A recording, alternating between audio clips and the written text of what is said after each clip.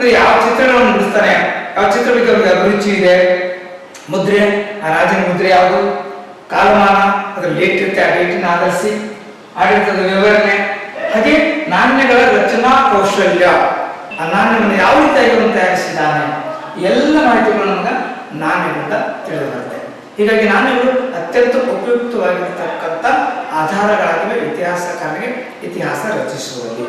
ಹಾಗಾದ್ರೆ ಯಾವ ಉದಾಹರಣೆಗಳು ಏನು ಅಂತ ಪ್ರಶ್ನೆ ಮಾಡಿದ್ರೆ, ನಾಣ್ಯಗಳು ಪ್ರಾಚೀನ ಭಾರತದಲ್ಲಿ ಸಿಂಧೂ ಕಾಲದಿಂದಲೇ ದೊರೆಯುತ್ತವೆ. ಬಟ್ ಇತಿಹಾಸಕಾರರು ಇದನ್ನು ಪೂರ್ಣ ಪ್ರಮಾಣದಲ್ಲಿ ಒಪ್ಪಿಕೊಂಡಿಲ್ಲ. ಅವನ ಮುದ್ರೆಗಳು ಅಂತ ಕರೆಯಲಾಗಿದೆ. ಅದನ್ನ ನಾಣ್ಯಗಳ ರೂಪದಲ್ಲಿ ಬಳಸಲಾಗುತ್ತಿತ್ತು ಎಂಬ ಅಭಿಪ್ರಾಯ ಇದೆ. ಅಂದ್ರೆ ಈ ನಾಣ್ಯದ ಇತಿಹಾಸ ಅಂತ ನಾವು ಕನ್ಸಿಡರ್ ಮಾಡಿದ್ರೆ, ನಾವೇನು ಭಾರತೀಯ ಇತಿಹಾಸ ಪ್ರಾರಂಭವಾಗಿರ್ತಕ್ಕಂಥ ಒಂದು ಪ್ರಮುಖ ನಾಗರಿಕತೆ ಇಂಡಸ್ ವ್ಯಾಲಿ ಇತ್ತು, ಆ ಇಂಡಸ್ ವ್ಯಾಲಿ ಕಾಲದಿಂದಲೇ ಕನ್ಸಿಡರ್ ಮಾಡ್ತೀವಿ. ಸೊ ಹಾಗೆ ಗಮನಕ್ಕೆ ತೆಗೆದುಕೊಳ್ಳುವುದೇ ಆಗಿದ್ದರೆ ಸಿಂಧೂ ಕಾಲದಲ್ಲಿ ನಾಣ್ಯಗಳು ಹೊರಡಿಸಲ್ಪಟ್ಟಿದ್ದಾವೆ ಅಥವಾ ಚಲಾವಣೆಯಲ್ಲಿದ್ದಾವೆ. ಬಟ್ ನಾವು ಅವನ್ನ ಮುದ್ರೆಗಳಂತೂ ಕನ್ಸಿಡರ್ ಮಾಡಿದ್ದೇವೆ, ನಾಣ್ಯ ಅಂತಿಲ್ಲ.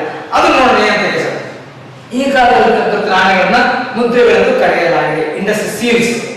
ಇವುಗಳ ಸಹಾಯದಿಂದ ಸಿಂಧೂ ಕಾಲದ ಜನರ ಆಕಾರದ ಲಿಪಿಯನ್ನ, ಹಾಗೆ ಪ್ರಾಣಿಗಳ ಚಿತ್ರಗಳನ್ನ, ಮುಂತಾದ ವಿಷಯಗಳನ್ನ ಅರ್ಥೈಸಿಕೊಳ್ಳಬಹುದು. ಅದು ಮುದ್ರೆಯಲ್ಲಿ ನಾವು ಪ್ರಶ್ನೆ ಸಹಿತ ಅಲ್ಲಿ ಮಾಹಿತಿ ನಮಗೆ ಲಭ್ಯ ಆಗುತ್ತೆ ಅಂತ.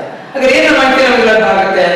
ಉದಾಹರಣೆಗೆ ಇವನ್ನ ಇಂಡಸ್ ಸೀಲ್ಸ್ ಅಂತ ಬರ್ಕೊಂಡ್ರೆ, ನಾಣ್ಯ ಅಂತ ಕರ್ಕೊಂಡ್ರೆ ಅಟ್ಲೀಸ್ಟ್ ನಾವು ಅರ್ಥೈಸುವುದು ಇಲ್ಲಿ ಚಿತ್ರಗಳಿದ್ದಾವೆ.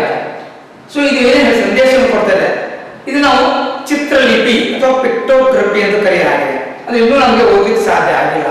ನಾವು ಓದೋದಕ್ಕೆ ಪ್ರಯತ್ನ ಪಟ್ಟಿದ್ದಾರೆ, ಪೂರ್ಣ ಪ್ರಮಾಣದ ಸಕ್ಸಸ್ ಆಗಿಲ್ಲ. ಆದಾಗ್ಯೂ ಲಿಪಿಯ ಬಳಕೆ ಇದೆ ಅಂತ ನಾವು ಹೇಳುದು.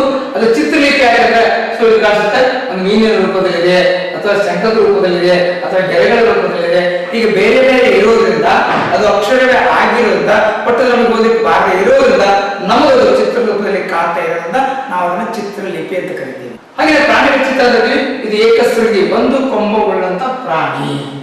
ಹಾಗೆ ಇದು ಮದವೇದ ಗೂಳಿ ಅಥವಾ ಎತ್ತು ಅಂತ ಪ್ರಶ್ನೆ ಮಾಡ್ತೀವಿ, ಆ ಎತ್ತಿನ ಚಿತ್ರ. ಹಾಗೆ ನಮಗೆ ಆನೆ ಚಿತ್ರ, ಜೊತೆಗೆ ನಾವು ಆ ಒಂದು ಪ್ರಾಣಿ.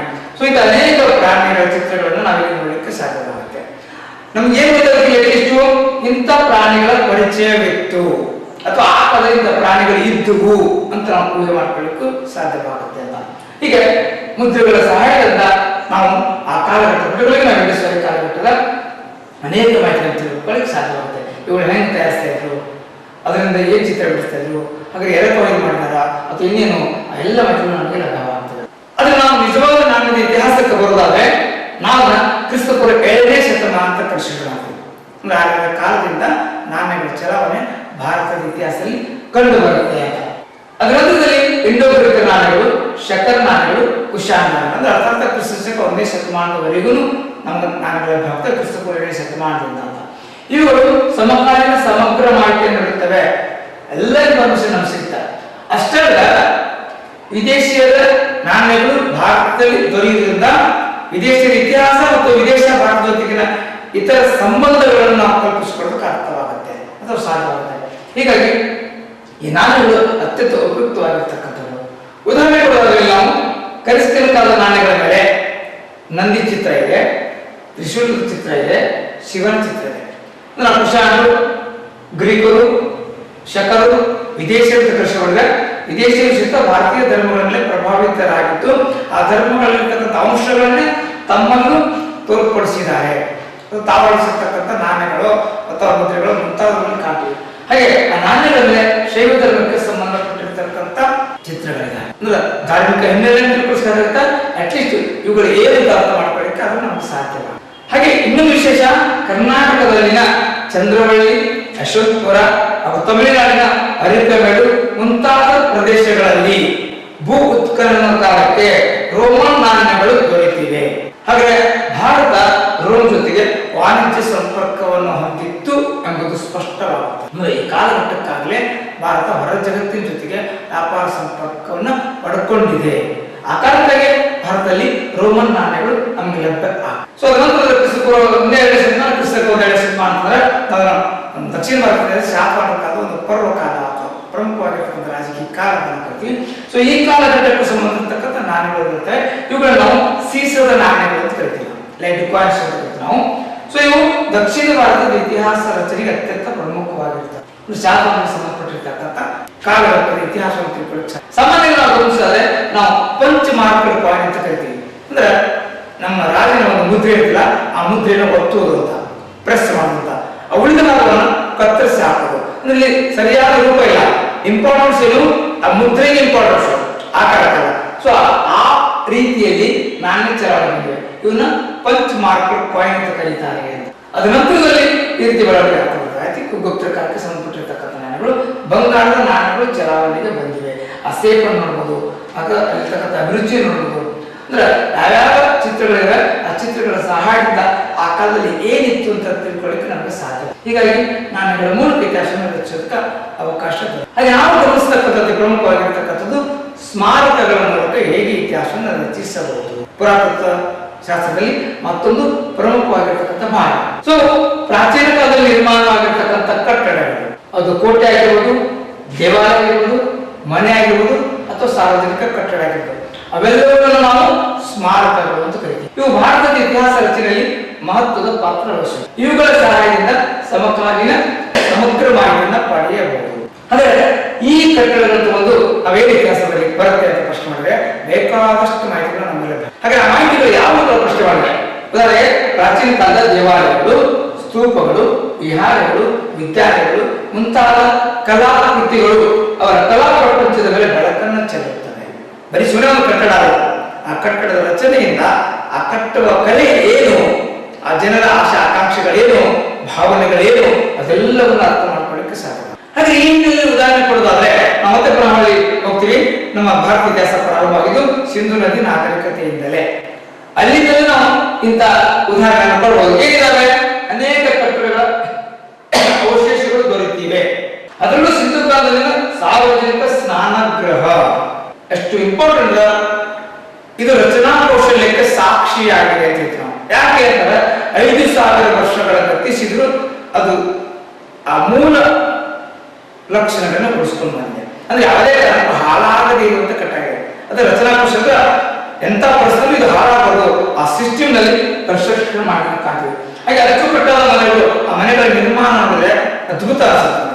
ಸೊ ಈ ಕಾರಣಕ್ಕಾಗಿ ಸಿಂಧು ನಾಗರಿಕತೆ ಜಾಗತಿಕ ಪ್ರಮುಖ ನಗರ ಅಂತ ಕನ್ಸಿಡರ್ ಆಗಿರೋದು ಅಂತ. ಹಾಗೆ ಉಗ್ರಾಣಗಳು, ಕಲಸ ಔಷಧಗಳು ಮುಂತಾದವುಗಳು ಈ ಜನರ ಜೀವನದ ಮೇಲೆ ಬೆಳಕನ್ನು ಚೆಲ್ಲುತ್ತವೆ. ಅಂದ್ರೆ ಅವ್ರ ಬಗ್ಗೆ ಹೇಗಿತ್ತು ಅಂತ ಅರ್ಥ ಮಾಡ್ಕೋಬೇಕಾದ್ರೆ ಇವುಗಳನ್ನ ನಮಗೆ ಗೊತ್ತಾಗುತ್ತೆ. ಟೋಟಲ್ ಆಗಿ ಇವಿರುವಂತ ಶೈಲಿಯನ್ನು ಗಮನಿಸಿದ್ರೆ ಏನಿರುವುದು, ಈ ಕಾಲದ 2 ನಗರಗಳು ಜಗತ್ತಿನ ಸುಯೋಜಿತ ನಗರಗಳೆಂಬ ಕೀರ್ತಿಯನ್ನು ಪಡೆದುಕೊಂಡಿವೆ. ವೆಲ್ ಪ್ರೀ ಪ್ಲಾನ್ ಸಿಟಿ ಅಂತ ಹೇಳ್ತಾರೆ. ಅಂದ್ರೆ ಉದ್ದೇಶಪೂರ್ವಕವಾಗಿ ಸರಿಯಾದ ರೀತಿಯಲ್ಲಿ ನಗರಗಳನ್ನ ನಿರ್ಮಾಣ ಮಾಡಲಾಗಿದೆ. ಸೊ ಅದಕ್ಕೆ ನಗರ ರಚನಾ ಕೌಶಲ್ಯ ಅಂತ ಹೇಳಿದ್ರೆ ಪೂರ್ವ ಪಶ್ಚಿಮಕ್ಕೆ ಉತ್ತರ ದಕ್ಷಿಣವಾಗಿರ್ತಕ್ಕಂಥ ಪ್ರಮುಖ ಬೀದಿಗಳು, ಆ ಬೀದಿಗಳ ಪಕ್ಕದಲ್ಲಿ ಚಿಕ್ಕ ಬೀದಿಗಳು, ಆ ಬೀದಿಗಳ ಪಕ್ಕದಲ್ಲಿ ಮನೆಗಳು ಹೇಗಿರ್ಬೇಕು ಅನ್ನೋದಕ್ಕೆ ನಾವು ಈ ಕಾಲದ ಉದಾಹರಣೆ ನೋಡಬಹುದು ಅಂತ. ಸೊ ಗಮನಿಸಬಹುದು ಕಟ್ಟಡಗಳನ್ನ ನೋಡ್ಲಿಕ್ಕೆ ಹೆಂಗೆ ಕಾಣಿಸುತ್ತೆ ಅಂತ. ಹಾಗೆ ಇಂಟ್ರೆಸ್ಟಿಂಗ್ ಅದ ಇಲ್ಲಿ ಇರ್ತಕ್ಕಂಥ ಅವಶೇಷಗಳಿಂದ ಇದನ್ನು ಕ್ಲೋಸ್ ಅಪ್ ಮಾಡಿಕೊಳ್ತಕ್ಕಂಥ ಉದಾಹರಣೆ ಸಿಗುತ್ತೆ ಅಂತ. ಧೂಲಗರ ಸೈಟ್ ನಲ್ಲಿ ಅದ್ಭುತವಾಗಿರ್ತಕ್ಕಂಥ ಈ ಬದುಕಿನ ಚಿತ್ರಣವನ್ನ ಅಥವಾ ಕೋಟೆಗಳ ರಚನೆ ಚಿತ್ರಣ ನಾವು ನೋಡಲಿಕ್ಕೆ ಸಾಧ್ಯವಾಗುತ್ತೆ. ಇವೆಲ್ಲವೂ ಇಂಡಸ್ಟ್ರಿಗೆ ಸಂಬಂಧಪಟ್ಟಿರ್ತಕ್ಕಂಥ ಅವಶೇಷಗಳು ಅಂತ. ಹಾಗೆ ಮೌರ್ಯರ ಕಾಲಕ್ಕೆ ಹೋದಾಗ ಅಧಿಕ ಸಂಖ್ಯೆಯಲ್ಲಿ ವಾಸ್ತುಶಿಲ್ಪದ ಚಟುವಟಿಕೆಯನ್ನು ಕಾಣ್ತೀವಿ, ಮೂರ್ತಿ ಶಿಲ್ಪದ ಚಟುವಟಿಕೆಯನ್ನು ಕಾಣ್ತೀವಿ. ನೋಡಿ ಶಿವಕನ ಸ್ತಂಭಗಳನ್ನು ಕರಿತೀವಿ, ಮೌರ್ಯನ್ ಪಿಲ್ಲರ್ಸ್. ಹಾಗೆ ಆ ಪಿಲ್ಲರ್ನಲ್ಲಿ ಏನಿರ್ತದೆ ಸಿಂಹಳ ಚಿತ್ರ ಅದು ಆರಂಭದಲ್ಲಿ ಆಗಿತ್ತು, ನಂತರದಲ್ಲಿ ಆಗಿತ್ತು. ಹಾಗೆ ನಂತರ ಚಿತ್ರ ಅದು ರಚನೆ ಆಗಿದೆ. ಹಾಗೆ ಸ್ತೂಪಗಳ ನಿರ್ಮಾಣ ಆಗಿದೆ, ಚೈತ್ಯಗಳ ನಿರ್ಮಾಣ, ಹಾಗೆ ಪ್ರಾಣಿಗಳ ನಿರ್ಮಾಣ ಹೇಗೆ ಮಾಡ್ತಾ ಇದ್ರು ಅವೆಲ್ಲವನ್ನು ಒಂದೊಂದಾಗಿ ಗಮನಿಸಿದ್ರೆ ಆ ಕಾಲಘಟ್ಟದ ವಾಸ್ತುಶಿಲ್ಪದ ವ್ಯವಸ್ಥೆಯನ್ನ ಅರ್ಥ ಮಾಡಿಕೊಳ್ಳಕ್ಕೆ ಸಾಧ್ಯ ಆಗುತ್ತೆ. ಅದು ಇವತ್ತು ಜಗತ್ ಪ್ರಸಿದ್ಧ ಅನ್ನುವಂಥ ಕೀರ್ತಿಯನ್ನು ಸಹ ಪಡ್ಕೊಂಡಿದ್ದನ್ನು ಗಮನಿಸಬಹುದು. ಅಂದ್ರೆ ಜಗತ್ತೇ ಮೆಚ್ಚಕೊಳ್ಳಬಹುದಾಗಿರ್ತಕ್ಕಂಥ ಅದ್ಭುತವಾಗಿರ್ತಕ್ಕಂಥ ಕಲೆ ಮೌರ್ಯರ ಕಾಲದಲ್ಲಿ ಅಂತ ಕಲೆ ಮುಂದುವರ್ಕೊಂಡು ಬರ್ತದೆ. ಮುಂದಿನ ಭಾರತದ ಇತಿಹಾಸ ರಚನೆಗೆ ಒಂದು ರೀತಿಯಲ್ಲಿ ಮೌರ್ಯರು ತಳಪಾಯನ ಹಾಕಿಕೊಟ್ಟಿದ್ದಾರೆ ಅಂತ ಹೇಳ್ಬೋದು. ಶಾಸನಶಾಸ್ತ್ರದಲ್ಲಾಗಲಿ, ರಾಜಕೀಯ ಶಾಸ್ತ್ರದಲ್ಲಾಗಲಿ, ಹಾಗೆ ಕಲಾತ್ಮಕ ಶಾಸ್ತ್ರದಲ್ಲಾಗಲಿ. ಅದರಲ್ಲೂ ಕಲಾತ್ಮಕ ಶಾಸ್ತ್ರದಲ್ಲಿ ಅದ್ಭುತವಾಗಿರ್ತಕ್ಕಂಥ ಕೊಡುಗೆಯನ್ನು ಹಾಗೆ ನಾವು ಗಮನಿಸಬೇಕಾಗಿದ್ದು ಬೌದ್ಧ ಧರ್ಮಕ್ಕೆ ಸಂಬಂಧಿಸಿದ ವಿಷಯಕ್ಕೆ ಬಂದ್ರೆ ಒಂದು ಮೂರ್ತಿ ಶಿಲ್ಪದಿಂದ ನಾವು ಏನನ್ನು ತಿಳ್ಕೊಳ್ಳಿಕ್ಕೆ ಸಾಧ್ಯವಾಗುತ್ತೆ ಅಂತ ಉತ್ತರ ಪ್ರಶ್ನೆ ಮಾಡಿದ್ರೆ ಆ ಪ್ರಶ್ನೆಗೆ ಉತ್ತರ ಇದು ಬುದ್ಧನ ಮೂರ್ತಿ. ಸೊ ಬುದ್ಧ ಅಂತರ್ಧಾನಿ ಆಗಿದ್ದ ಅಂತಕ್ಕಂಥ ಉದಾಹರಣೆಯನ್ನ ರಾಜ ಪೋಷಾಕನಲ್ಲಿದ್ದಾನೆ, ಆದ್ರೆ ಯಾವ ಬಾಯಿಯ ಸಂತೋಷಕ್ಕೆ ಅವನ ಮನಸ್ಸು ಹೋಗ್ತಾ ಇಲ್ಲ. ಅಂತರ್ಧಾನದ ಮೂಲಕ ಅಂತರ್ಧಾನದಲ್ಲಿ ಅಂತ ಕಾಣಿಸುತ್ತೆ.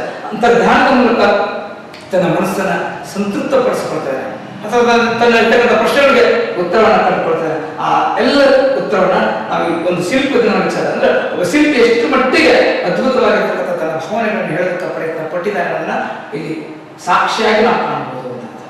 ಹಾಗೆ ಬುದ್ಧ ಕುಳಿತುಕೊಂಡಿರ್ತಕ್ಕಂಥ ದೃಶ್ಯ. ಹಾಗೆ ಸಾಚಿ ಸ್ತೂಪ ಸಾರಮತ್ತು ಸ್ತೂಪಗಳೇನ ಆ ಸ್ತೂಪಗಳ ನಿರ್ಮಾಣದ ಒಂದು ಕಲೆಯನ್ನ ಹಾಗೆ ಅವರು ಇವತ್ತು ಕೊಡ್ಕೊಂಡು ಬಂದಿರುವಂತದ್ದು ನೋಡಿದ್ರೆ ಅದ್ಭುತವಾಗಿರ್ತಕ್ಕಂಥ ಕನ್ಸ್ಟ್ರಕ್ಷನ್ಗೆ ಸಾಕ್ಷಿಯನ್ನು ಹೇಳ್ಬೋದು. ಇದಾದರೆ ತಕ್ಷಶಿಲೆಯಲ್ಲಿರ್ತಕ್ಕಂಥ ಗಾಂಧಾರ ಕಲೆಯ ಬಗ್ಗೆ ಮಾಹಿತಿಯನ್ನು ತಿಳ್ಕೊಳ್ಳಿಕ್ಕೆ ಸಾಧ್ಯವಾಗುತ್ತೆ. ಅದು ನಾವು ಸ್ಕೂಲ್ ಆಫ್ ಗಾಂಧಾರ ಆರ್ಟ್ ಅಂತ ತಿಳ್ಕೊಳ್ಳುತ್ತೆ. ಅಂದ್ರೆ ಭಾರತ ಮತ್ತು ಗ್ರೀಕ್ ಕಲೆಯ ಮಿಶ್ರಣವಾಗಿರ್ತಕ್ಕಂಥದ್ದು ಅಂತ ಕಲೆ ನಮ್ಮ ಭಾರತದಲ್ಲಿ ಅಭಿವೃದ್ಧಿ ಪಡಿಸಲಾಗಿದೆ. ಆ ಅದ್ಭುತವಾಗಿರ್ತಕ್ಕಂಥ ಒಂದು ಕಾಂಟ್ರಿಬ್ಯೂಷನ್ ನಾವು ನೋಡಲಿಕ್ಕೆ ಸಾಧ್ಯ. ಅಂದ್ರೆ ಭಾರತದ ಮೇಲೆ ಗ್ರೀಕರ ಪ್ರಭಾವ ಎಷ್ಟಿದೆ ಅಥವಾ ಭಾರತೀಯ ಗ್ರೀಕರ ವಿಚಾರಗಳನ್ನ ಹೆಂಗೆ ಒಪ್ಕೊಂಡಿದ್ದಾರೆ ಎಲ್ಲ ಕೃಷ್ಣಗಳಿಗೆ ಇಲ್ಲಿರ್ತಕ್ಕಂಥ ಕಲೆಯ ಮಿಶ್ರಣ ಅಥವಾ ಕಲಾ ಚಟುವಟಿಕೆಗಳು ಸಾಕ್ಷಿಯಾಗಿವೆ. ಹೀಗೆ ಪುರಾತತ್ವ ಶಾಸ್ತ್ರದ ಮೂಲಕ ಅಥವಾ ಅಲ್ಲಿ ಸಿಗತಕ್ಕಂಥ ಎಲ್ಲ ಘಟಕಗಳ ಮೂಲಕ ನಮ್ಮ ದೇಶದ ಇತಿಹಾಸವನ್ನ ರಚಿಸೋದಕ್ಕೆ ಸಾಧ್ಯವಿಲ್ಲ ಅಥವಾ ನಮ್ಮ ಪುರಾತತ್ವ ಶಾಸ್ತ್ರದ ಮೂಲ ಆಧಾರಗಳು. ಹಾಗೆ ನಮ್ಮ ದೇಶದ ಇತಿಹಾಸ ರಚನೆಯಲ್ಲಿ ಸಾಹಿತ್ಯಿಕ ಮೂಲ ಆಧಾರಗಳು ಸಹಿತ ಅತ್ಯಂತ ಮಹತ್ವದ ಪಾತ್ರ ವಹಿಸುತ್ತವೆ.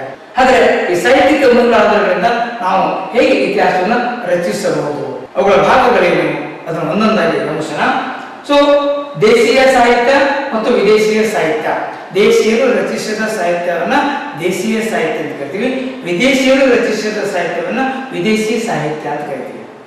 ಹಾಗೆ ಎರಡು ವಿಭಾಗ ಮಾಡ್ತೀವಿ. ಸೊ ದೇಶೀಯ ಸಾಹಿತ್ಯದಲ್ಲಿ ಹೇಳುವಾಗ ಧಾರ್ಮಿಕ ಸಾಹಿತ್ಯ, ಧಾರ್ಮಿಕವಲ್ಲದ ರಿಲಿಜಿಯಸ್ ಅಂಡ್ ಸೆಕ್ಯುಲರ್ ಲಿಟರೇಚರ್, ಧಾರ್ಮಿಕ ಗ್ರಂಥಗಳು, ಲೌಕಿಕ ಗ್ರಂಥಗಳು ಅಂತ ನಾವು ಬರ್ತೀವಿ ಅಥವಾ ಧಾರ್ಮಿಕವಲ್ಲದ ಗ್ರಂಥಗಳು. ಸೊ ಇವುಗಳ ಮೂಲಕ ನಮ್ಮ ದೇಶದ ಇತಿಹಾಸವನ್ನು ರಚಿಸೋದಕ್ಕೆ ಸಾಧ್ಯವಾಗುತ್ತೆ. ಹಾಗೆ ವಿದೇಶಿ ಸಾಹಿತ್ಯ ನಮ್ಮ ದೇಶಕ್ಕೆ ಬಂದು ನಮ್ಮ ದೇಶವನ್ನು ನೋಡಿ ನಮ್ಮ ದೇಶದ ಇತಿಹಾಸವನ್ನು ಕೇಳಿಕೊಂಡು ಬರೆದಿರ್ತಕ್ಕಂಥ ಕೃತಿಗಳನ್ನ ವಿದೇಶಿ ಕೃತಿಗಳು ಅಂತ ಹೇಳ್ತೀವಿ. ಹಾಗೆ ನಮ್ಮ ದೇಶಕ್ಕೆ ಬಂದಿರೋರಿಗೆ ಆರಂಭದಲ್ಲಿ ಗ್ರೀಕರು ಮೊದಲು, ಆನಂತರ ಚೀನಿಯರು, ಆನಂತರ ಅರಬರು ಮುಂದುವರೆದು. ಸೊ ಈ ಕಾಲಕ್ಕೆ ಆ ಕಾಲದಲ್ಲಿರ್ತಕ್ಕಂಥ ಪ್ರವಾಸಿಗರು ಬರೆದಿರ್ತಕ್ಕಂಥ ಕಥನಗಳೇ ನಮ್ಮ ದೇಶದ ಇತಿಹಾಸ ರಚನೆಯಲ್ಲಿ ಮಹತ್ವದ ಪಾತ್ರ ವಹಿಸ್ತಾರೆ. ಗ್ರೀಕ್ ಬರಹಗಳು, ಚೀನಿ ಬರಹಗಳು, ಅರಬ್ಬರ ಬರಹಗಳು ಅಂತ ನಾವು ಹೇಳ್ತೀವಿ. ಇವರ ಮೂಲಕ ಪ್ರಾಚೀನ ಭಾರತದ ಇತಿಹಾಸವನ್ನ ರಚಿಸೋದಕ್ಕೆ ಸಾಧ್ಯವಾಗುತ್ತೆ.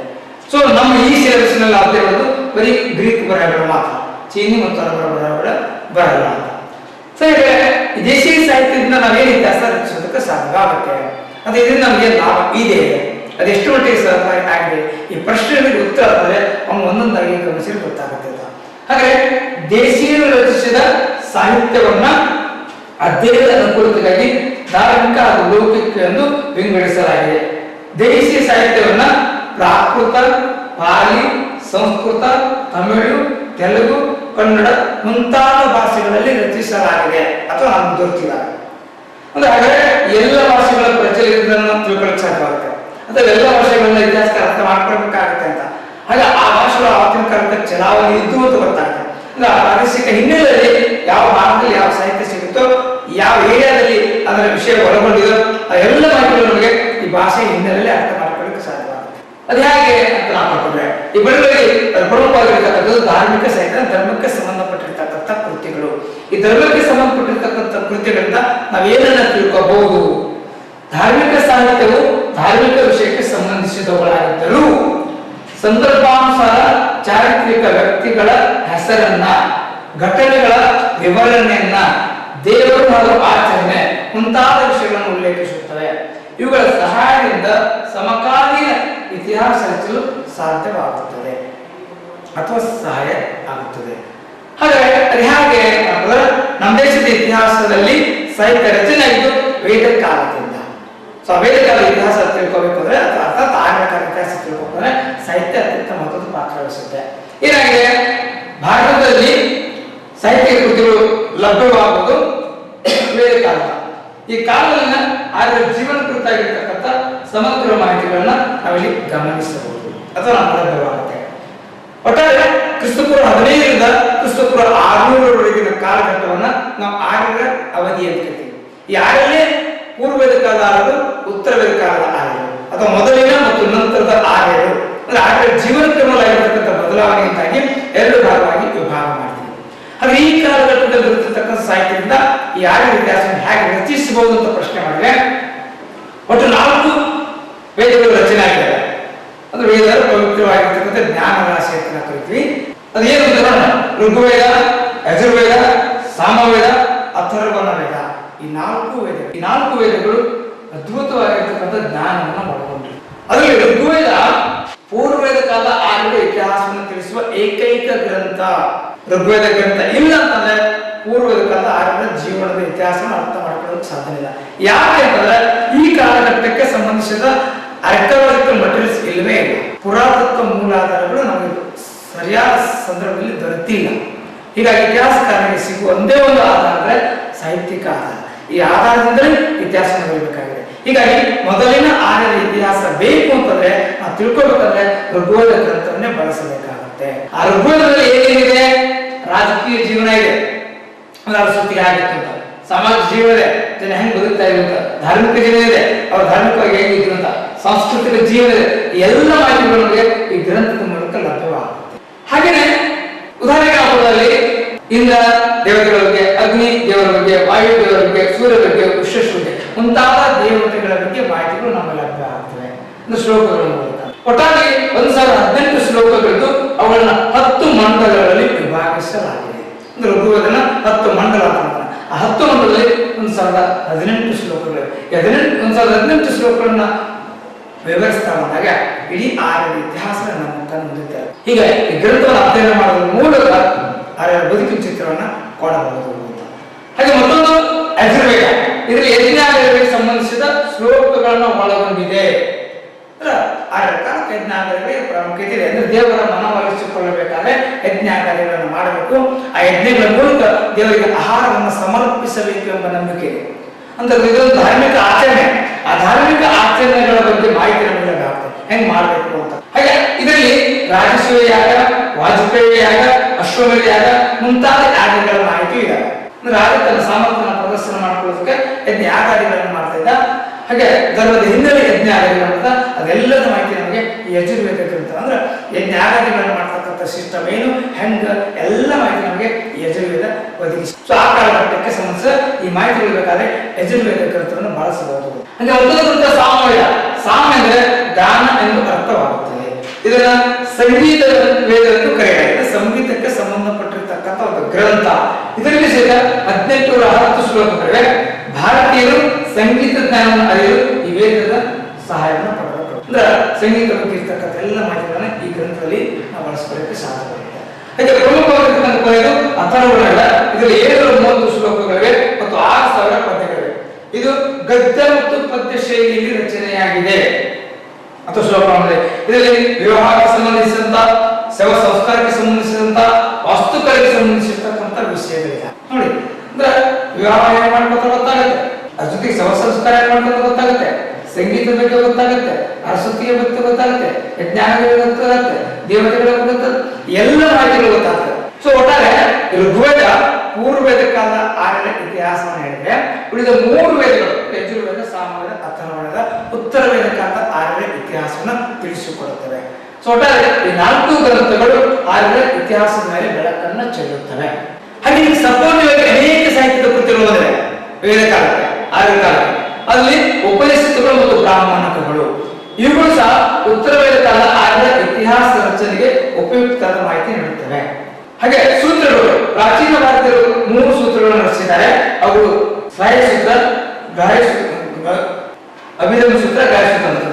ಸೊ ಈ ಸೂತ್ರಗಳ ಸಹಾಯದಿಂದ ಇತಿಹಾಸವನ್ನು ರಚಿಸಿದರು. ಸೊ ಇಲ್ಲಿ ಕೆಲವು ಶಾಸನಗಳು ತ್ಯಾಗದ ಬಗ್ಗೆ ಮಾಹಿತಿ ಇರತಕ್ಕಂಥಗಳು, ಲೌಕಿಕ ಆಚರಣೆ ಮಾಹಿತಿ ಇರತಕ್ಕಂಥದ್ದು, ಹಾಗೆ ಧರ್ಮಕ್ಕೆ ಸಂಬಂಧಿಸಿದ ಮಾಹಿತಿ ಇರತಕ್ಕಂಥದ್ದು.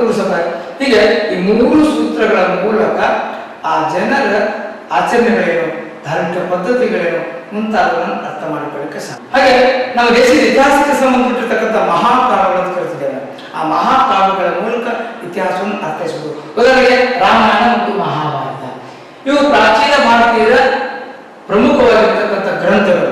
ಕ್ರಿಸ್ತಪೂರ್ವ 7ನೇ ಶತಮಾನದವರೆಗಿನ ಇತಿಹಾಸವನ್ನು ನಮ್ಮ ಮುಂದೆ ತೆರೆದಿರ್ತವೆ.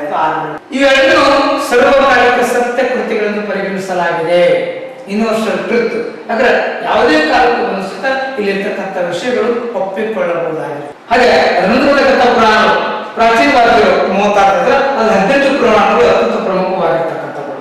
ಈ ಪುರಾಣಗಳ ಮೂಲಕ ಧಾರ್ಮಿಕ ವಿಷಯಗಳ ಜೊತೆಗೆ ಸಂದರ್ಭಾನುಸಾರವಾಗಿ ವ್ಯಕ್ತಿದೋ ಅಥವಾ ಘಟನೆದೋ ಅಥವಾ ಪ್ರದೇಶದೋ ಇನ್ಯಾವುದೋ ಮಾಹಿತಿ ನಮಗೆ ಲಭ್ಯವಾಗುತ್ತದೆ.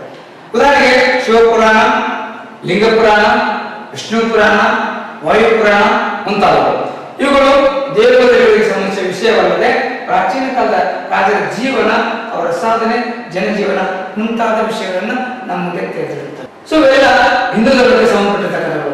ಅದರ ಜೊತೆಗೆ ಜೈನ ಮತ್ತು ಬೌದ್ಧ ಧರ್ಮದ ಗ್ರಂಥಗಳು ಸಹಿತ ನಮ್ಮ ದೇಶದ ಇತಿಹಾಸ ರಚನೆಗೆ ಅತ್ಯುಪಯುಕ್ತವಾಗಿರ್ತಕ್ಕಂಥ ಗ್ರಂಥ. ಏನು ಕ್ರಿಸ್ತಪೂರ್ವ 6ನೇ ಶತಮಾನದ ಇತಿಹಾಸ ರಚನೆಗೆ ಈ ಗ್ರಂಥಗಳು ಅತ್ಯಂತ ಉಪಯುಕ್ತ. ಅಂದ್ರೆ ಆಗಳ ನಂತರದಲ್ಲಿ ಜೈನ ಮತ್ತು ಬೌದ್ಧ ಧರ್ಮಗಳು ಪ್ರಚಲಿತಗೊಂಡವು. ಆ ಧರ್ಮಗಳಿಗೆ ಸಂಬಂಧಿಸಿರ್ತಕ್ಕಂಥ ವಿಷಯಗಳನ್ನ ಗ್ರಂಥಗಳಲ್ಲಿ ಸೆರೆಹಿಡಿಯಲಾಗಿದೆ. ಉದಾಹರಣೆಗೆ ಜೈನ ಗ್ರಂಥಗಳಾಗಿರ್ತಕ್ಕಂಥ ಪೂರ್ವಗಳು, ಅಂಗಗಳು, ಉಪಾಂಗಗಳು ಮತ್ತು ಪ್ರಕೀರ್ಣಗಳು ಮುಂತಾದವು ಜೈನ ಧರ್ಮದ ತತ್ವಗಳ ಬಗ್ಗೆ, ಜೈನ ಧರ್ಮದ ಮಹಿಮಾ ಪುರುಷರ ಬಗ್ಗೆ ವಿವರಣೆ ನೀಡುತ್ತವೆ. ಅದ್ರ ಜೊತೆಗೆ ಸಮಕಾಲೀನ ಧಾರ್ಮಿಕ ಸ್ಥಿತಿ ಬಗ್ಗೆ ನಮಗೆ ಹೇಳ್ತಾರೆ. ಅದು ಉದಾಹರಣೆ ಚಂದ್ರಗುಪ್ತ ಮೌರ್ಯ ಜೈನ ಧರ್ಮದ ಗ್ರಂಥಗಳಿರುತ್ತೆ. ಅವನು ಶ್ರವಣಕ್ಕೆ ಬಂದು ಸಲ್ಲೇಖನವನ್ನು ಆಚರಿಸಿ ದೇಹ ತ್ಯಾಗ ಮಾಡಿದ. ಹಾಗೆ ಒಬ್ಬ ಅರಸ ಅಂತಕ್ಕಂಥ ಗೊತ್ತಾಗುತ್ತೆ, ಅವನು ದಕ್ಷಿಣ ಭಾರತಕ್ಕೆ ಬಂದ ಅಂತ ಗೊತ್ತಾಗುತ್ತೆ, ಈ ಪ್ರಾಣ ಬಿಟ್ಟ ಅಂತ ಗೊತ್ತಾಗುತ್ತೆ. ಇಂಥ ಅನೇಕ ಮಾಹಿತಿಗಳು ನಮಗೆ ಸಿಗ್ತವೆ. ಹಾಗಾಗಿ ಜೈನ ಧರ್ಮದ ಗ್ರಂಥಗಳಾಗಿದ್ದಾಗೂ ಸಹ ರಾಜರಿಗೆ ಸಂಬಂಧಪಟ್ಟಿರ್ತಕ್ಕಂಥ ಅಥವಾ ಕಾಲಘಟ್ಟಕ್ಕೆ ಸಂಬಂಧಿಸಿದ ಮಾಹಿತಿಗಳು ನಮಗೆ ಲಭ್ಯ ಆಗ್ತವೆ. ಹಾಗೆ ಬೌದ್ಧ ಗ್ರಂಥಗಳು ಸಹಿತ ನಮಗೆ ಲಭ್ಯ ಆಗ್ತದೆ. ಹಾಗೆ ಬುದ್ಧನ ತತ್ವಗಳನ್ನು ಒಳಗೊಂಡ ತ್ರಿಪೀಠಿಕೆಗಳು ಸಮಗ್ರ ಮಾಹಿತಿಯನ್ನು ನೀಡುತ್ತವೆ. ವಿನಯ ಪೀಠಕ, ಸುತ್ತ ಪೀಠಕ, ಅಭಿಧರ್ಮ ಪೀಠಕ ಹಾಗೂ ಬುದ್ಧನ ಜಾತಕ ಕಥೆಗಳು. ಒಟ್ಟು ಐದು ನೋಡ್ಕೊಂಡು ಗೊತ್ತಿರ್ತಾನೆ. ಏನ್ ಹೇಳ್ತವೆ? ಬೌದ್ಧರಿಗೆ ಸಂಬಂಧಪಟ್ಟಿರ್ತಕ್ಕಂಥ ಎಲ್ಲ ಮಾಹಿತಿಗಳು ನಮಗೆ ಲಭ್ಯ ಆಗುತ್ತವೆ. ಯಾರು ಯಾಕೆ ಧರ್ಮ ಪ್ರಚಾರ ಮಾಡಿದ, ಎಲ್ಲಿ ಧರ್ಮ ಪ್ರಚಾರ ಮಾಡಿದ, ಅದ್ರ ಜನರಿಂದ ಯಾವ ರೀತಿ ಪ್ರತಿಕ್ರಿಯೆ ಬಂತು, ಆ ಎಲ್ಲ ಮಾಹಿತಿಗಳನ್ನ ಆ ಬೌದ್ಧ ಗ್ರಂಥಗಳ ಮೂಲಕ ತಿಳ್ಕೊಳ್ಳಕ್ಕೆ ಸಾಧ್ಯವಾಗುತ್ತೆ. ಹಾಗೆ ಲೌಕಿಕ ಸಾಹಿತ್ಯ, ಧಾರ್ಮಿಕವಲ್ಲದಂತಹ ಗ್ರಂಥಗಳನ್ನು ನಮ್ಮ ದೇಶದ ಇತಿಹಾಸವನ್ನು ರಚಿಸಬಹುದು ಅಂತ ನಾನು ಹೇಳಿದ್ರೆ ಅದು ಲೌಕಿಕ ಸಾಹಿತ್ಯ. ಲೌಕಿಕ ಸಾಹಿತ್ಯವು ಸಮಕಾಲೀನ ಇತಿಹಾಸ ರಚನೆಯಲ್ಲಿ ಮಹತ್ವದ ಪಾತ್ರ ವಹಿಸುತ್ತದೆ. ಇವು ಸಂದರ್ಭಾನುಸಾರ ಚಾರಿತ್ರಿಕ ವ್ಯಕ್ತಿಗಳ ಹಾಗೂ ಸಮಕಾಲೀನ ವಿಷಯಗಳನ್ನು ಉಲ್ಲೇಖ ಮಾಡುತ್ತವೆ. ಅಂದ್ರೆ ವೈಯಕ್ತಿಕವಾಗಿರ್ತಕ್ಕಂಥ ಗ್ರಂಥಗಳಾಗಿರ್ತದೆ ಇನ್ಫಾರ್ಮೇಶನ್. ಏನು ಕ್ರಿಸ್ತಪೂರ್ವ 5ನೇ ಶತಮಾನದಲ್ಲಿನ ಸಾಹಿತ್ಯ ಕೃತಿಗಳಾದ ಪಾಣಿನಿಯ ಅಷ್ಟಾಧ್ಯಾಯಿ ಮತ್ತು ಪತಂಜಲಿಯ ಮಹಾಭಾಷ್ಯ ಇವುಗಳು ಸಂಸ್ಕೃತ ವ್ಯಾಕರಣ ಗ್ರಂಥಗಳು, ವ್ಯಾಕರಣಕ್ಕೆ ಸಂಬಂಧಪಟ್ಟಿರುವಂತಗಳು. ಅದರ ಸಂದರ್ಭಾನುಸಾರವಾಗಿ ಉದಾಹರಣೆ ಕೊಡುವಾಗ ಚಾರಿತ್ರಿಕ ವ್ಯಕ್ತಿಗಳ ಐತಿಹಾಸಿಕ ಘಟನೆಗಳ ಉಲ್ಲೇಖ ಮಾಡ್ತಾರೆ. ಆ ಉಲ್ಲೇಖಗಳಿಂದ ಆ ಕಾಲಘಟ್ಟದಲ್ಲಿ ಯಾವ ರಾಜ ಇದ್ದ, ಮತ್ತೆ ಯಾವ ಪ್ರದೇಶ ಇತ್ತು, ಅದಕ್ಕೆ ಏನಂತಾರೆ, ಅವೆಲ್ಲ ಮಾಹಿತಿ. ಹೀಗಾಗಿ ಕ್ರಿಸ್ತಪೂರ್ವ 5ನೇ ಶತಮಾನ ನಂತರದ ಇತಿಹಾಸ ಲೇಖಕರು ನಮಗೆಲ್ಲ ಮಾಹಿತಿಗಳು ಲಭ್ಯ ಆಗ್ತವೆ. ಮನುಸ್ಮೃತಿ, ನಾರದ ಸ್ಮೃತಿ, ಯಾಜ್ಞವಲ್ಕ್ಯ ಸ್ಮೃತಿ ಮುಂತಾದವು ಆಯಾ ಕಾಲದ ಸಾಮಾಜಿಕ ವ್ಯವಸ್ಥೆ, ರೀತಿ ನೀತಿಗಳ ಮೇಲೆ ಬೆಳಕನ್ನ ಹಾಗೆ ಕ್ರಿಸ್ತಪೂರ್ವ 3-4ನೇ ಶತಮಾನಕ್ಕೆ ಬಂದ್ರೆ ಕೋಟಿಲಿನ ಅರ್ಥಶಾಸ್ತ್ರ ತಮ್ಮ ಮೂಲ ಕಾಲಕ್ಕೆ ಸಂಬಂಧಪಟ್ಟಿದೆ. ಈ ಗ್ರಂಥವು ಸಮಕಾಲೀನ ರಾಜಕೀಯ ಸ್ಥಿತಿ, ಸಾಮಾಜಿಕ ಸ್ಥಿತಿ, ಆರ್ಥಿಕ ಸ್ಥಿತಿ ಬಗ್ಗೆ ಸಮಗ್ರ ಮಾಹಿತಿಯನ್ನು ನೀಡುತ್ತದೆ. ಅದೇ ಹೇಳ್ತದೆ, ರಾಜ್ಯ ಎಂಬುದು ರಥವಾದರೆ ಬಂಡಿ ಅಂತ ನಾವು ಪರಿಶೀಲನೆ ಮಾಡಿದರೆ ಅದು ಹೆಂಗ್ ಮೂವ್ಮೆಂಟ್ ಆಗ್ತದೆ, ಹಿತಕರವಾಗಿರ್ಬೇಕನ್ನೋ ಉದಾಹರಣೆ. ರಾಜ ಮತ್ತು ಮಂತ್ರಿ ಅದರ ಕಾರ್ಯಗಳು ಅಂದ್ರೆ ಮಂತ್ರಿ ವರ್ಗ ರಾಜನ ಸಪೋರ್ಟ್ ಮಾಡಬೇಕು, ರಾಜ ಮಂತ್ರಿಗಳು ಸಹಾಯ ತಗೋಬೇಕು. ಅಂದಾಗ ಮಾತ್ರ ಒಂದು ಸಮಾಜ, ಒಂದು ಸಾಮ್ರಾಜ್ಯ ಸುಖಕರವಾಗಿ ಸಾಗಬಲ್ಲದು ಅನ್ನುವಂಥ ವಿಷಯಗಳನ್ನ ಕೌಟಿಲ್ಯ ತನ್ನ ಅರ್ಥಶಾಸ್ತ್ರದಲ್ಲಿ ಪ್ರತಿಯೊಬ್ಬರ ಕಾರ್ಯವೂ ವ್ಯವಸ್ಥಿತವಾಗಿ ಇರಬೇಕು, ಸುಗಮವಾಗಿ ಸಾಗಬೇಕು. ಅಂದಾಗ ಈ ಮನುಕುಲ ಉದ್ಧಾರ ಆಗೋದಕ್ಕೆ ಸಾಧ್ಯವಾಗುತ್ತೆ ಅಂತಕ್ಕಂಥ ಮಾಹಿತಿನ ಕೌಟಿಲ್ಯ ಬರೆದಿದ್ದನ್ನು ಕಾಣಲಿಕ್ಕೆ ಸಾಧ್ಯ. ಹಾಗೆ ಕಾಳಿದಾಸನ ಕಾಲದಲ್ಲಿ ರಚನೆಯಾಗಿರ್ತಕ್ಕಂಥ ಅನೇಕ ನಾಟಕಗಳ ಮೂಲಕ ಅಥವಾ ಕೃತಿಗಳ ಮೂಲಕ ಇತಿಹಾಸ ಅರ್ಥ ಮಾಡ್ಕೋಬಹುದು. ಉದಾಹರಣೆಗೆ ಅಭಿಜ್ಞಾನಶಾಸ್ತ್ರದಲ್ಲ, ರಘುವಂಶ, ಮೂಲವಿಕಾಗ್ನಿಮಿತ್ರ ಇವೆಲ್ಲರೂ ಅದ್ಭುತವಾಗಿರ್ತಕ್ಕಂಥ ವಿಷಯಗಳನ್ನು ನಾವು ಹಾಗೆ ಸಂಗಮ ಸಾಹಿತ್ಯ ಬರ್ತಿದ್ದು ತಮಿಳುನಾಡಿನ ಪಾಂಡ್ಯ, ಚೋಳ, ಚೇರ ಮುಂತಾದ ಅರಸರುಗಳಿಗೆ ಮಾಹಿತಿ ನೀಡತಕ್ಕಂಥ ಗ್ರಂಥ. ಅದರಲ್ಲೂ ಶೀಲಪದ್ಯ ಕರ್ಮ, ಮಣಿಮೇಕಲೈ ಇವು ಅತ್ಯಂತ ಪ್ರಮುಖವಾಗಿರ್ತಕ್ಕಂಥ ಗ್ರಂಥಗಳು. ಇವು ಸಾಮಾಜಿಕ ಸಾಂಸ್ಕೃತಿಕ ವಿಷಯಗಳನ್ನ ತೆರೆದಿವೆ. ಹಾಗೆ ಶಾಪಾಂಕಕ್ಕೆ ಸಂಬಂಧಿಸಿದ ಸರಿ 700 ಶ್ಲೋಕಗಳು ಒಳಗೊಂಡಿರ್ತಕ್ಕಂಥ ಗ್ರಂಥ. ಈ ಗ್ರಂಥದಲ್ಲಿ ಶಿವ ಮತ್ತು ಪಾರ್ವತಿಯ ಮದುವೆ ವಿಷಯಕ್ಕೆ ಸಂಬಂಧಪಟ್ಟಿರ್ತಕ್ಕಂಥ ಉದಾಹರಣೆ. ಸೊ ಇವೆಲ್ಲ ಅನೇಕ ಸಂಕಲನ ವಿಷಯಗಳಿದ್ದಾವೆ. ಸೊ ಆ ಎಲ್ಲ ವಿಷಯಗಳು ಇವತ್ತು ನಾವು ಒಪ್ಪಿಕೊಂಡಿರ್ತಕ್ಕಂಥ ವಿಷಯಗಳಿಗೆ ಹತ್ತಿರವಾಗಿದ್ದಾವೆ. ಆ ಮಾಹಿತಿಗಳು ನಾವೇನು ತಿಳ್ಕೊಂಡಿದ್ದೋ ಅಂತ ವಿಷಯಗಳು ಶಾತವಾಹನ ಕಾಲದಲ್ಲಿ ಇತ್ತು. ಅಂದ್ರೆ ಸುಮಾರು ಇವತ್ತಿನ 1800 ವರ್ಷಗಳ ಹಿಂದಿನ ಇತಿಹಾಸಕ್ಕೂ ನಮ್ಮ ಇವತ್ತಿನ ಬದುಕಿನ ಇತಿಹಾಸಕ್ಕೂ ವ್ಯತ್ಯಾಸವಿಲ್ಲ ಅಂತ ಅದ್ಭುತವಾಗಿರುವ ಮಾಹಿತಿ ನಮ್ಗೆ ಈ ಗ್ರಂಥದ ಮೂಲಕ ಲಭ್ಯವಾಗುತ್ತೆ. ಹಾಗೆ ವಿದೇಶದಲ್ಲಿ ರಚಿಸತಕ್ಕಂಥ ಕೃತಿಗಳ ಮೂಲಕ ನಮ್ಮ ದೇಶದ ಇತಿಹಾಸ ರಚಿಸೋದಕ್ಕೆ ಸಾಧ್ಯವಾಗಿರುತ್ತಿದ್ದಾರೆ. ಏನು ಅನೇಕ ವಿದೇಶಗಳು ಭಾರತಕ್ಕೆ ಭೇಟಿ ನೀಡಿದ್ದಾರೆ ಅಥವಾ ಭಾರತದಲ್ಲಿ ಕೇಳಿ ತಮ್ಮ ಗ್ರಂಥಗಳಲ್ಲಿ ಆ ವಿಷಯಗಳನ್ನ ಸೇರ್ಪಡೆ ಮಾಡಿದ್ದಾರೆ. ಇವುಗಳು ಭಾರತದ ಇತಿಹಾಸ ರಚನೆಯಲ್ಲಿ ಮಹತ್ವದ ಪಾತ್ರ ವಹಿಸುತ್ತವೆ. ಹಾಗೆ ಯಾರ ಮೂಲಕ ಇತಿಹಾಸನ ರಚಿಸಕ್ಕೆ ಸಾಧ್ಯ ಆಗುತ್ತೆ? ಈ ಸಮಯ ಗ್ರೀಕರ ಮೂಲಕ ನಮ್ಮ ದೇಶದ ಇತಿಹಾಸನ ರಚಿಸಕ್ಕೆ ಸಾಧ್ಯ ಆಗುತ್ತೆ. ಸೊ ಅನೇಕ ಗ್ರೀಕರು ಭಾರತಕ್ಕೆ ಭೇಟಿ ನೀಡಿದ್ದಾರೆ. ಇವರು ಅಲೆಕ್ಸಾಂಡರ್ ದಾಳಿಕಾರಕ್ಕೆ ಭಾರತಕ್ಕೆ ಭೇಟಿ ನೀಡಿದ್ದು ಆ ಕಾಲದಲ್ಲಿನ ವಾಯುವ್ಯ ಭಾರತದ ಸ್ಥಿತಿಯಲ್ಲಿ ವಾಯುವ್ಯ ಭಾರತದ ಮೂಲಕ ಭಾರತವನ್ನು ಪ್ರವೇಶಿಸಿದರು. ದಂಡೆಯ ಪ್ರಧಾನ ಘಟನೆಗಳು, ಅದರ ಪರಿಣಾಮಗಳು, ಅವ್ರು ಹೆಂಗ್ ಬಂದ್ರು, ಎಲ್ಲಿ ಯುದ್ಧ ಮಾಡಿದ್ರು, ಅದರಿಂದ ಭಾರತವಾಗಿರ್ತಕ್ಕಂಥ ಪರಿಣಾಮಗಳೇನು, ಆ ಎಲ್ಲ ಮಾಹಿತಿಗಳು ನಮಗೆ ಲಭ್ಯವಾಗುತ್ತೆ. ಉದಾಹರಣೆ ನೋಡಿದ್ರೆ ಆರ್ಯನ ಗ್ರಂಥದ ಮೂಲಕ ಇವನು ಭಾರತದಲ್ಲಿ ಅಲೆಕ್ಸಾಂಡರ್ ದಾಳಿಕಾರಕ್ಕೆ ಬಂದಿದ್ದ ಮಾಹಿತಿನ ತಿಳ್ಕೊಬೇಕಾದ್ರೆ ಈ ಗ್ರಂಥ ಹೇಳ್ತಾರೆ. ಇದರ ತರುವಾಯ ಅನೇಕ ಗ್ರೀಕರು ಭಾರತಕ್ಕೆ ಆಗಮಿಸಿ ಭಾರತದಲ್ಲಿ ಉಳ್ಕೊಂಡು ಭಾರತದ ಬಗ್ಗೆ ವಿಷಯಗಳನ್ನು ರಚಿಸತಕ್ಕಂಥ ಉದಾಹರಣೆ ಇದೆ. ಅದು ಬೆಸ್ಟ್ ಎಕ್ಸಾಂಪಲ್ ಗ್ರೀಕ್ ದೇಶದ ರಾಯಭಾರಿಯಾಗಿರ್ತಕ್ಕಂಥ ಮ್ಯಾಗಸ್ತಾನೀಸ್, ಮೌರ್ಯರ ರಾಜಧಾನಿಯಾಗಿರ್ತಕ್ಕಂಥ ಪಾಟ್ಲಿಪುತ್ರದಲ್ಲಿ 5 ವರ್ಷಗಳವರೆಗೆ ಉಳ್ಕೊಂಡಿದ್ದ. ಅಲ್ಲಿ ಸಮಗ್ರ ಮಾಹಿತಿಯನ್ನು ಇವನ ಗ್ರಂಥ ಇಂಡಿಕಾ ಉಲ್ಲೇಖ ನೀಡುತ್ತೆ. ಅಥವಾ ಗ್ರಂಥದಲ್ಲಿ ಸರಿ ಇದೆಯಲಾಗಿದೆ. ಈ ಇಂಡಿಕಾ ಗ್ರಂಥದ ಮೌರ್ಯರ ಕಾಲ ಅನೇಕ ವಿಷಯಗಳನ್ನ ಅರ್ಥ ಮಾಡಿಕೊಳ್ಳಕ್ಕೆ ಸಾಧ್ಯವಾಗುತ್ತೆ.